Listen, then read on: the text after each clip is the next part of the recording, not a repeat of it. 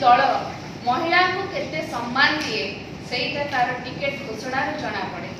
जेतेबेले Biju Janata Dal ticket घोषणा करे सेतेबेले महिला को केते इंपोर्टेंस देई थाए एवं जेतेबेले भारतीय जनता पार्टी टिकेट घोषणा करे सेतेबेले महिला को किभली भाबरे सम्मान देई थाए।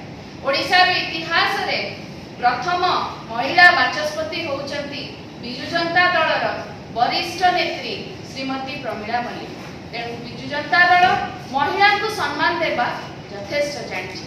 ता सहित जेमिति कि मो भौणी कहिले राज्यसभा निर्वाचन जेतेबेले प्रार्थी पत्र दाखल करिबार समय आसिला आमे देखिलु जे ममता महंत का ना घोषणा करागला आ से जेमिति तांकर प्रार्थी पत्र दाखल कले तार ठीक किछि समय परे श्री जगन्नाथ प्रधान मध्य तांकरी दलर भारतीय जनता पार्टी रही से भी तांकर प्रार्थी पत्र दाखल कले। एइटा महिला को प्रति सम्मान तांको दलर नेता को प्रति सम्मान ना ओडिसा वासी को प्रति सम्मान एटा को भली भाव रे छलना एटा को भली छलना से माने करूचंती। एइथरु जणा पडुची जोठी जणे महिला को ना रहिची सेठी आउ जणे पुरुष नेता को ना जदी पुणी परे शामिल होची एइथरु आपण भाबंतु भारतीय जनता पार्टी महिला को सम्मान देवा पाई केते दूर उद्दिष्ट। रहिला कथा बाचस्पति महोदय कथा बाचस्पति महोदय प्रति बिजु जनता दलर यथेष्ट सम्मान रही।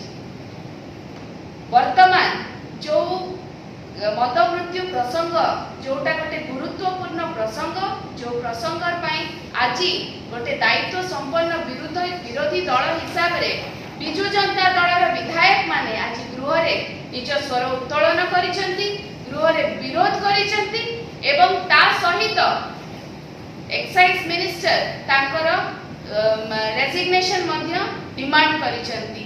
जहाँ भी करिसेंती सेटा से गोटे गणतांत्रिक प्रक्रिया भितर करिसेंती एवं निजर स्वर उत्तोलन करिसेंती। एइथि पाई आज विरोधी दल आज आमे अपोजिशन हिसाब रे गोटे दायित्व संपन्न अपोजिशन हिसाब रे आज आमर विधायक माने बिजु जनता दलर विधायक माने अबकारी मंत्री रेजिग्नेशन दाबी करिसेंती।